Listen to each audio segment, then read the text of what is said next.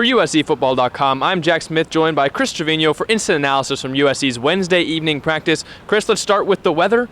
It's gray and weird out right now.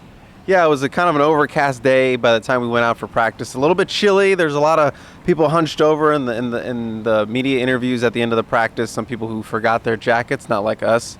We were smarter than that, Jack.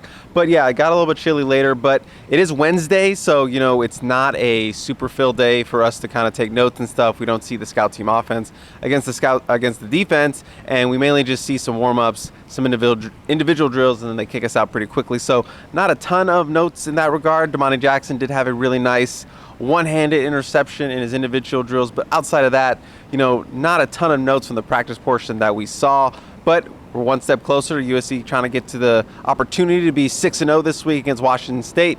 That does have a really good defense. They can make some plays on offense, so it should be a really good matchup between these two sides of the ball.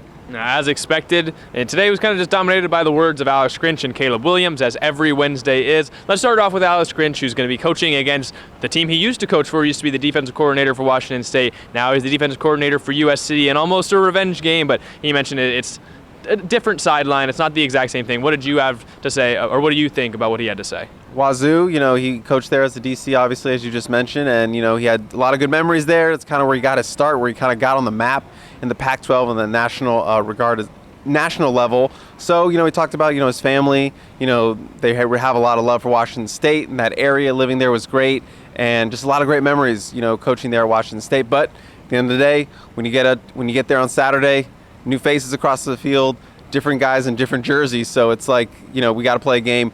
Got to go. You can be friends after, but right now it's going to be game time on Saturday. So a lot of love there, but I'm sure for 4 quarters there's not going to be a lot of love for Alex Grinch and that defense going against his old team.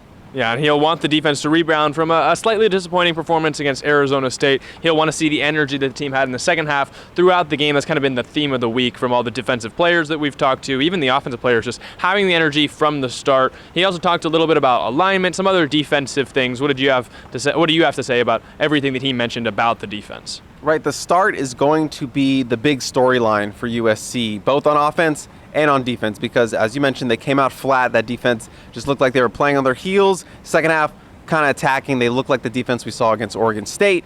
Perhaps, Jack, maybe they were looking a little bit ahead to that Utah game scheduled up there. Now, Washington State, maybe it's a trap game, but they're 4-1. They're 26 in the country, right on the verge of top 25, so you cannot overlook that team. Can't get caught looking to Salt Lake City for next week for what is going to be a huge game. But yeah, they talked about energy coming out with that intensity early on. Alex Grinch was talking about kind of, fixing up the kind of those misalignment issues that USC has had over the course of the first 5 games of the season, and talking about how, a guy can be in his gap and they can be doing their job, but the next step for them is to take it to the next level and go and make a play in the backfield. Look to make a play, not just be a quote-unquote block magnet. He said sometimes looking at the film, the guys who just run into somebody else and they're getting blocked by the opposing team. As a defender, you don't want to get blocked. You want to be unblockable. You want to be in the backfield. And he also said you don't want to let an offense get a play started. You want to be a defense where shuts that down real quick. If you get an offense a chance to get a play started, they're going to pick up yards. They're going to have good things happen, and they might even score some points. So to be a good defense, you have to shut a play down before it even gets going. So those are the kind of things they're kind of really emphasizing this week, especially after that first half of Arizona State. From one side of the ball to the next, we also heard a lot about Caleb Williams, and from Caleb Williams about his maneuverability, just how the offense is performing. What did you think about what Caleb had to say, especially about his maneuverability in and out of the pocket? Everyone wanted to talk about that jump pass play in the back of the end zone. I believe you had some sort of exclamation. We watched it live down there on the opposite side of the field. So everyone was going to ask about that, back of the end zone, really in the end zone. He said, he knew that was a hot zone. He knew they were backed up, kind of looked, saw the defender come off his block, just kind of reset, jumped it up. He said I knew Jordan Addison was out there, didn't really know where, but it just kind of fell into his hand. Like he planned, like they drew it up, Jack. So he was just talking about that in terms of, he was asked, is there anything you really can do to kind of practice your mobility? He said, no, you don't really do anything different, other than, the defense he faced every day in practice. They've been giving him the looks. They've been making him move about, and he has a lot of trust in that offensive line. So, but at times, it's kind of just an instinctual thing. As a guy who has moved around a lot in the pocket, and he was asked about, he talked about how growing up, he was really a small kid, so he was used to running around, going through, people's legs, moving in and out, just being really good at keep away and stuff like that. I didn't bring up the sharks and minnows things that we talked about on tunnel vision. Maybe I'll save that for next week. But, his escapability is something that he's had all his life. Smaller guy, moving around, don't want to get hit. So we've seen it now in his college career, and he's moving the ball really, really well with his legs and his arm. USC fans hope that he's not under duress like that against Washington State, which does make a lot of plays in the backfield. They're one of the top 5 teams in the country, I believe, in tackles for a loss, number 1 in the Pac-12. And he was asked, because you're facing a team that gets in the backfield a lot, do you have to, as a quarterback, speed up your clock in your head? And he said, no, that's something you never want to do. You never want to race through your progressions because that throws off the timing of the offense, and then everything gets out of sorts, kind of what we saw with Oregon State. If you're rushing through it, you're going to have another performance like that. So he trusts his guys up front.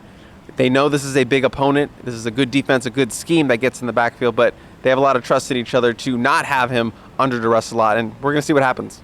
Kyron Hudson and Andrew Voorhees kind of echoed the same thing. It's just like, that's just Caleb. He's made so many crazy plays. It's like they're almost desensitized to it. He does it in practice. He's clearly done it in the games if you've been watching. I think they're just not all that surprised anymore when he pulls the black magic like Travis Dye called it. Before we wrap it up, is there anything else that you want to say about practice today, the game on Saturday, before we kind of head into the game? Does that mean you're not asking me to make a prediction? Maybe this is my hidden way of asking you to make a prediction. Right. My prediction was sort of off, sort of not on when I asked about Oregon State. But, I thought the defense, at least during the team pursuit drills, I feel like they had some energy. I feel like they had some juice. Justin Dietrich came out of the tunnel and said, juiceless or you're useless. So I feel like energy and juice is something that they've kind of been hitting on throughout the week, because they did come out flat, as we've talked about a lot. So I feel like they're going to come out with a better intensity in the first half, not wait for it to come out in the second half. This is a good Washington State defense. This is a offense that can put up points, but Cameron Ward, he does turn the ball over a lot, and this is a good matchup for USC's turnover-hungry defense. I feel like they're going to get a couple on Saturday. So the line is around 13 points. I feel like they cover. I'm on a 2-game losing streak in picking USC to cover, but they've been close. But I'm going to go ahead and say around, I think they're going to go over that 40-point mark. I'm going to say around 42 points again. And then for Washington State, I'll kind of go with 17 points. So, I'm looking at that. I think this defense is good, but I think this USC offense is better. And if they come out with that same intensity that they did, that they're talking about coming out with on Saturday, I think they're going to put up more points. You have them almost double covering the spread, like covering 2 spreads worth. Yeah, I mean, Washington State is an interesting team because, they went out to Wisconsin in Big Ten country and they shut it down. But they also had a massive collapse against Oregon, and they gave up so many points, and they just really shot themselves in the foot. So which one are we going to see? I feel like we're going to get maybe a team in the middle of that, but it's at home. It's going to be kind of a later game, not 7:30, thank goodness. But I still like this offense. Caleb Williams got back on track. I still think they're going to put up some points, and I think the defense will come with a better mindset. That's what I'm picking, Jack. Well, if you want to know more about the game against Washington State, tune in to Tunnel Vision tomorrow. I know it sucks. Chris won't be on it, but it'll be me. It'll be RJ Abadia, Shotgun Spratling via a remote call, most likely. We're going to be breaking down the game, talking everything Washington State and how they match up with USC, and then we'll make our picks at the end. You just have to do it a day before we do. But that's all we've got for you guys today. For Chris Treviño, I'm Jack Smith. Check out uscfootball.com for more.